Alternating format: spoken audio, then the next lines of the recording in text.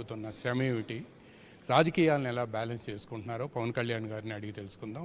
Sir, ఈ చిత్రం ప్రారంభించేటప్పుడు మీరు స్టార్ హీరో అండ్ జనసేన అధినేత, చిత్రం పూర్తయ్యేటప్పటికి డిప్యూటీ చీఫ్ మినిస్టర్, కథ ఏమన్నా మారిందా? అలా అసలు కథ మారలా. అంటే ఇది అంటే బేసిక్ నా సినిమాలని నేను ఎప్పుడు పొలిటికల్ కారణాలకు ఎప్పుడు వాడను. అది ఎందుకంటే నేనేం నమ్ముతానంటే సినిమా అనేది పూర్తి ఎంటర్టైన్మెంట్, దానికి రాజకీయాలు జోడించకూడదని నమ్ముతాను. కాకతాళీయంగా ఏదైనా కుదిరితే నాకు తెలియదు, కానీ ఒకడు అలా రావచ్చు. నేను ఇంటెన్షనల్గా అయితే ఎప్పుడు చేయను అది. అలాగే ఈ సినిమా క్రిష్ గారు, రత్న గారు ఒక 5 సంవత్సరాల క్రితం వచ్చినప్పుడు, 17-18లో వచ్చినప్పుడు మేము కోరుకుంది ఏంటంటే, వాళ్ళు చెప్పింది నాకు కాన్సెప్ట్ ఒకటి నచ్చింది. ఒకటి, కోహినూర్ని ఢిల్లీ పీఠం మీద కూర్చున్న మన ఔరంగజేబ్ ఆసీనుడై ఉన్న నెమలి సింహాసనం మీద ఉన్న కోహినూర్ వజ్రాన్ని తీసుకురావడం. సో అది మామూలు హైస్ట్ అంటే మామూలు ఒక దొంగతనం కాదు. ఇది ఒక కట్ థ్రోట్ రూలర్ ఉన్న టైం. అది కూడా కొల్లూరు వజ్రం ఎక్కడి నుంచి వచ్చింది, ఆ సిగ్నిఫికెన్స్ ఏమైనా వచ్చిందంటే మన కొల్లూరు దగ్గర నుంచి వచ్చింది. కథ కొంత నేపథ్యం ప్రారంభం మచిలీపట్నంలో నడుస్తుంది. అప్పుడు మోస్ట్ బిజియెస్ట్ పోర్ట్ అది ఒకప్పుడు. సో కొల్లూరులో దొరికిన వజ్రం తాలూకు ట్రావెల్ ఈరోజు మన కొల్లూరులో దొరికిన వజ్రం ఈ రోజున లండన్ మ్యూజియంలో ఉంది. విక్టోరియా రాణి కిరీటం పైన ఉన్నది ఈ రోజున ఇక్కడ ఉంది. సో ఆ ట్రావెల్ని ఇంట్రెస్టింగ్ ఉంటుంది. ఎన్ని చేతులు మారింది. సో ఇదేంటంటే ఇది ఒక కులీ కుతుబ్ షా ఔరంగజేబ్ మధ్య జరిగే ఈ వన్ అప్మెన్షిప్లో మన వజ్రం మనకు కావాలనేది ఇతనికి ఇవ్వబడుతుంది. సో నాకు ఆ డ్రామా నచ్చి దాన్ని ఫస్ట్ ఐ యాక్సెప్టెడ్. సో దీని వెనక చేసినప్పుడు నో పొలిటికల్ మోటివేషన్. నాకు ఎన్ని వచ్చిందంటే it's period film. 1, 2 action adventure, kind of entertainment. So నేను కూడా నాకు తెలియదు ఎలా ఉంటుందో, నేను పీరియాడికల్ కాస్ట్యూమ్స్ ఎలా ఉంటుందో నాకు తెలియదు. ఇవన్నీ ఒక ఎక్స్పెరిమెంట్ చేయడం నాకు ఒక అవకాశం ఉంటుందని చేశాను. సార్, ఈ సినిమా మనం పోస్టర్ చూస్తే బ్యాటిల్ ఫర్ ధర్మ అని ఉంటుంది. మీరు హిందూ ధర్మ ప్రచారం కోసం విస్తృతంగా చెబుతున్నారు, మీటింగుల్లో చెప్తున్నారు, మీరు ప్రయత్నం చేస్తున్నారు. తర్వాత ఇందులో సినిమాలో ట్రైలర్ చూస్తే మొఘల్ రాజ్యం అధినేత ఔరంగజేబుతో ఫైట్ చేసినట్టు ఉంటుంది. అంటే ఒక హిందూ ధర్మాన్ని పరిరక్షించే పోరాట యోధుడిగా ఉంటుంది. ఎలా ఉంటుందంటే ఇది ముందుగా మనకు కనిపించే ఫస్ట్ డైమెన్షన్. ఇది ఒక దోచే దొంగలాగే అనిపిస్తాడు. బట్ మీరు ఫిలిం ప్రోగ్రెస్ అయ్యే కొద్దీ ఇతని క్యారెక్టర్ రివీల్ అవుతూ ఉంటాం. సో దాంట్లో భాగంగా ఇతని ఇంటెన్షన్ ఏంటి అనేది మనకి కథలో తెలుస్తూ ఉంటుంది. అంటే ఆ టైమ్స్ అంటే మనం చూడాలంటే కల్చరల్ ఇన్వేషన్ అంటే మేజర్గా మనం ఈ సినిమాలో నాకు మనందరికీ కనిపించబోయే ఏంటంటే, ఒకటి ఎక్స్ప్లాయిటేషన్ ఆఫ్ రిసోర్సెస్. అంటే మన వనరుల దోపిడీ. అంటే ఎక్కడో అట్లా అనుకోండి, ఆ వనరుల దోపిడీ అందరూ చేసేది అదే కదా.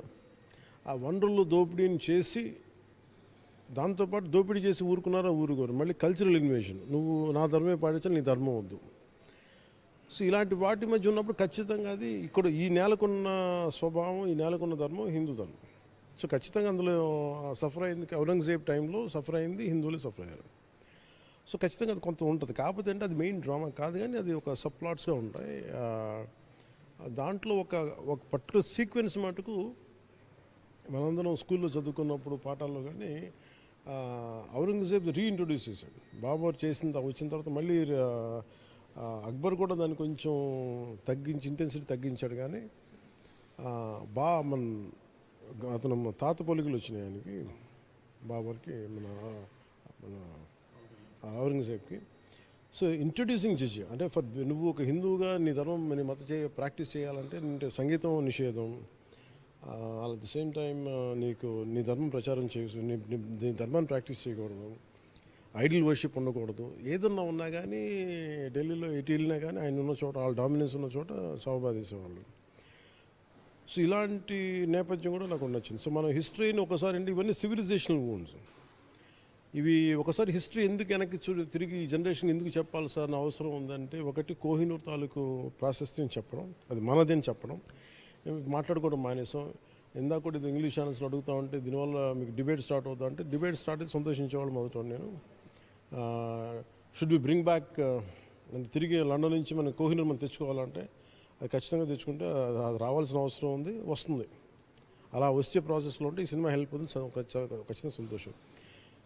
రెండు, ఏ ధర్మం అయితే వీళ్ళకి స్థానం ఇచ్చింది ఔరంగజేబ్కి, ఆ ధర్మాన్ని నువ్వు తొక్కేస్తానంటావు. సో వీటన్నిటి మధ్య కాదు ఇవన్నీ ఏంటంటే దీన్ని ఎక్కడా కూడా మనం సినిమాటిక్ అంటే కథకి ఎంత అవసరం చెప్పాను తప్ప దాన్ని ఇప్పుడున్న పరిస్థితులకి దాన్ని అసలు చేయలేదు. నా ఇంటెన్షన్ అది కాదు. ఆ కథ సహజంగా వచ్చి ఎంతవరకు చెప్తే కరెక్ట్గా ఉంటే అంతకుమించి చెప్పకూడదు. సో మీకు సినిమా చూస్తే మీకు అర్థం అవుతుంది. Especially last portion of the film ఆ టాక్సేషన్ మీద ఉంటుంది, జిజా మీద ఉంటుంది. సో అదొకటి ఒక ఇంట్రెస్టింగ్ ప్లాట్. బిఫోర్ అంటే ఈ కథ మన మచిలీపట్నంలో ప్రారంభమై హైదరాబాద్ చార్మినార్ దాకా వెళ్ళి అక్కడ నుంచి ఫైనల్ ఢిల్లీకి ఢిల్లీ అవుట్స్కట్స్కి ల్యాండ్ అవుతుంది కదా. సెకండ్ పార్ట్లో ఢిల్లీకి వెళ్ళి ఢిల్లీ నుంచి తిరిగి తను ఏదైతే గోల్ ఉన్నో ఆ గోల్ సాధించుకోవడం. సో ఇది second part. First part villain hero. తర్వాత సార్ మీరు 4 సంవత్సరాలు జరిగింది సినిమా నిర్మాణం, మీరు అసలు రెమ్యూనరేషన్ కూడా తీసుకోలేదని అని చెప్తున్నారు, నిజమేనా? అంటే నాకు అంటే మంచి వచ్చాడో నాకు తెలియదు, కానీ నేను ఎప్పుడు నా రెమ్యూనరేషన్ ఎప్పుడు కోల్పోతూ ఉంటాను.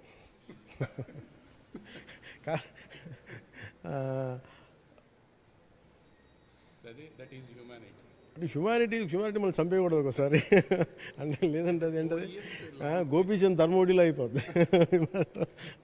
అంటే ఇది నాకు నేను ఎందుకు నిలబడతాను లాస్ట్లో అంటే సినిమా నేను సభలో కూడా చెప్పాను, ప్రతిదాని ఒక చిన్న పని, ఒక చిన్న కుర్చీ కూర్చోవాలి, ప్లాట్ఫామ్ చేయాలంటే చిన్నపాటి మినీ యుద్ధమే చేయాల్సి వస్తుంది. మన సౌకర్యం కోసం ఏ పని అయినా సరే చిన్న గొడవ పడు, ఒక చెట్టును కొట్టు, ఒక చిన్న ఫర్నిచర్ కావాలంటే చెట్టును కొట్టాలి, హింసతో ముడిపడి ఉంటుంది. అలాంటిది అంటే ఒక చిన్నపాటి యుద్ధాలు చేయాలి. అలాంటిది ఒక సినిమా చేయాలంటే బోర్డులంత అందరినీ ఒప్పించాలి, ఏకతాటిపై నడిపించాలి, అందరికీ అవసరం అనిపించాలి, ఊరినే ఏదో వచ్చామంటే అలాంటిది నిర్మాత నలిగిపోతుంది. ఇప్పుడు నాకేముంటుందంటే నిర్మాత ఒక్కడే ఉండడు, దాన్ని ఆనుకొని ఒక ఎకో సిస్టమ్ ఫైనాన్షియర్స్ ఉంటారు. ఫైనాన్షియర్స్ అంటే అతను ఒక్క మనీ కాదు, దాన్ని అనుకున్న ప్రతి ఒక్కరు 50 లక్షలు 25 లక్షలు పెట్టి నేను చూసాను. స్వయంగా ఆరెంజ్ సినిమాకు నేను ఇచ్చినప్పుడు, నేను చెక్లు ఇస్తున్నప్పుడు నాకు తెలిసింది 10 లక్షలు ఒకరికి, 15 లక్షలు ఒకరికి, ప్రిన్సిపల్ పర్సన్ ఒకళ్ళే ఉన్నా కానీ నాకు అది. అందుకే నాకేంటంటే ఈ ఎకో సిస్టమ్ మీద నాకు చాలా గౌరవం, నిర్మాతలకు ఎకో సిస్టమ్ మీద గౌరవం. నేనేమనుకుంటానంటే డబ్బులు ఈరోజు రాకపోతే రేపు వస్తాయి అనుకుంటాను, రాకపోతే పర్లేదు, కానీ మనుషులు నిలబడితే డబ్బు సంపాదన ఏముంది, మనుషులు చచ్చిపోతే డబ్బు ఉండి ప్రయోజనం ఏంటనే. So that is my way of thinking. ప్రస్తుతానికైతే లేదు, చూడాలి, భవిష్యత్తులో చూడాలి. తర్వాత సార్ ఈ మీరు కరెక్ట్గా భీమ్లా నాయక్ చేసినప్పుడు టికెట్ రేట్లు తగ్గించారు, కానీ బాక్స్ ఆఫీస్ దగ్గర బ్రహ్మాండంగా హిట్ అయింది. కానీ ఇప్పుడు AP government, Telangana government 2 ticket రేట్లు పెంచింది, ఇంకా కలెక్షన్స్ బాగా వస్తాయని నేను ఎక్స్పెక్ట్. అంటే నాకు ఫ్రాంక్గా చెప్పాలంటే సార్, నేను ఎప్పుడు కలెక్షన్స్ గురించి ఎప్పుడు దృష్టి పెట్టలేదండి, ప్రామిస్. అంటే దేని దృష్టి పెడతానంటే ప్రోడక్ట్ మంచిగా ఉంటాయి, డబ్బులు వస్తాయని నమ్ముతాను. అది ఆ నెంబర్ గేమ్ నాకు నిజంగా ఫస్ట్ నాకు అర్థం కాదు, నేను అర్థం చేసుకోవడానికి ప్రయత్నించాను కూడా. పైగా నేను వెళ్ళి కొన్ని లాస్ట్ టైం కూడా వాళ్ళు ఇవ్వకపోతే నేనేం అడగలేదు, మళ్ళీ మీరు కూర్చోబెట్టి కానీ, అంటే నాకున్న పరిస్థితులకి నేను చాలా చేసి ఉండొచ్చు, కానీ నేను అది కూడా ప్రయత్నం చేయలేదు. ఎందుకంటే ఇది డెస్టినీ అనుకుని లెట్ ఇట్ బి అనుకుంటాను.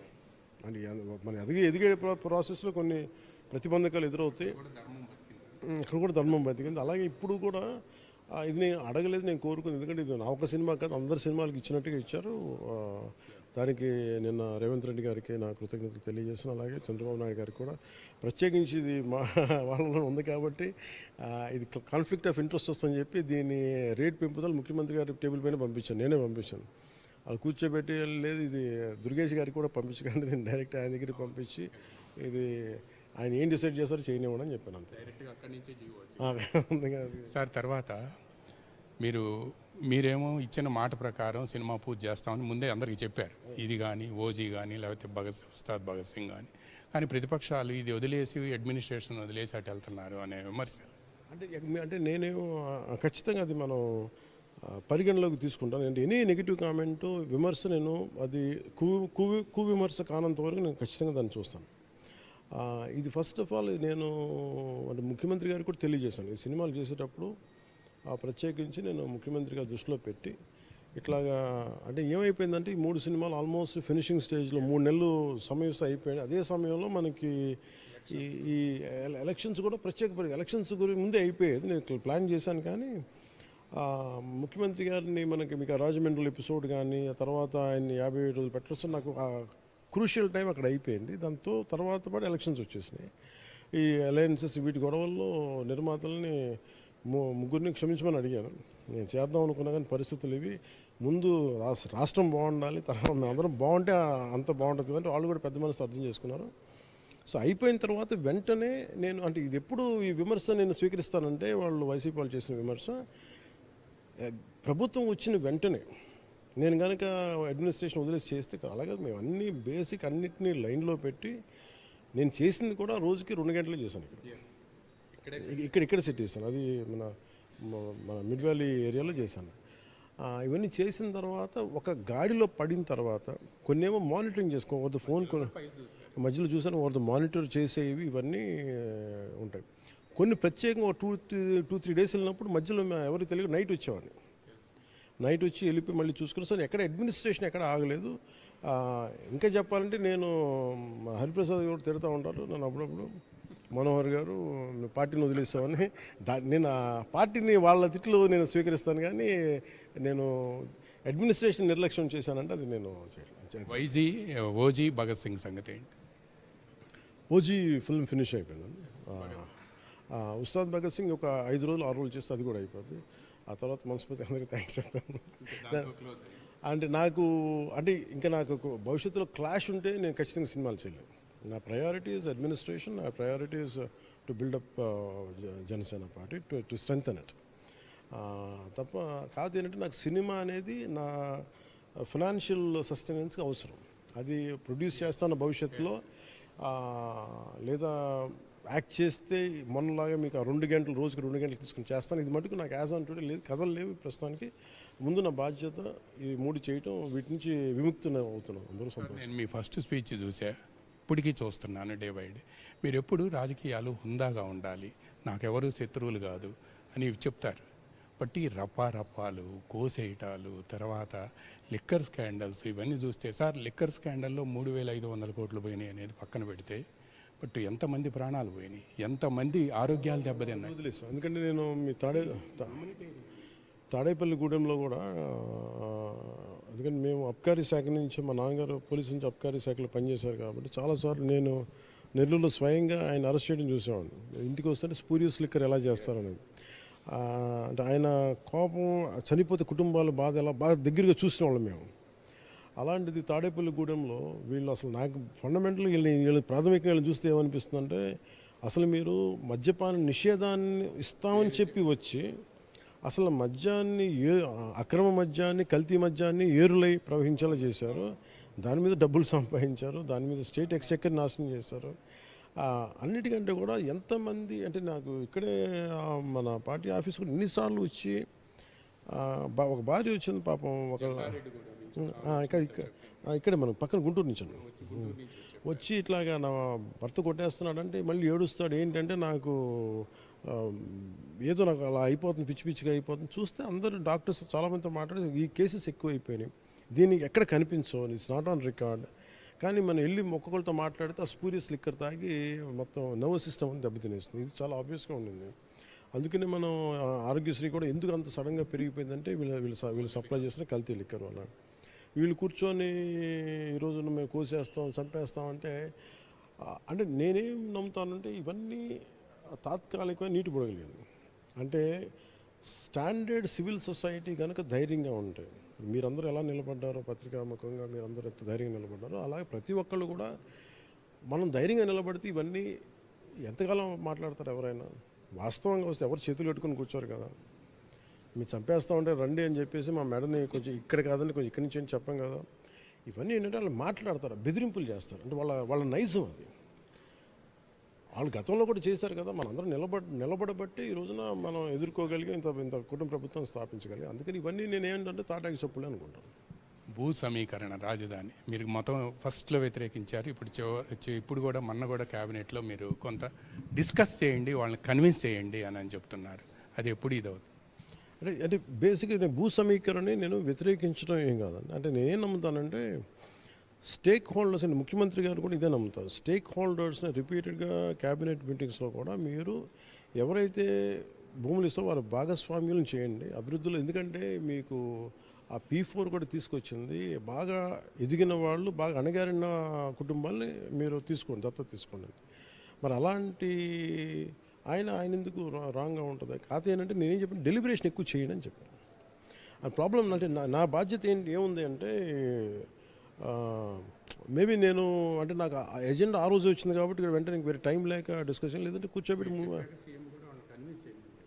ఎందుకంటే నేను ప్రాబ్లం ఏమవుతుందంటే అది మనం ఉన్న ల్యాండ్ ఇది ఉంది కదా, మళ్ళీ ఇవన్నీ కూర్చొని డెలిబరేషన్ చేసి నిజంగా అవసరం అనుకుంటే ప్రజలు ఇచ్చేస్తారు తప్ప మనం ఆ బాధ్యత మనం తీసుకోవాలి. మళ్ళీ అంటే మళ్ళీ అమరావతికి ఇంత గొడవ పడ్డాం కదా, వీటిని ఒకసారి మనం లోతుగా అధ్యయనం చేసి you take the right call అనేది వారికి తెలియజేస్తాం. ఈ సినిమా నిర్మాత ఏఎం రత్నం గారికి ఈ ఆంధ్రప్రదేశ్ ఫిల్మ్ డెవలప్మెంట్ కార్పొరేషన్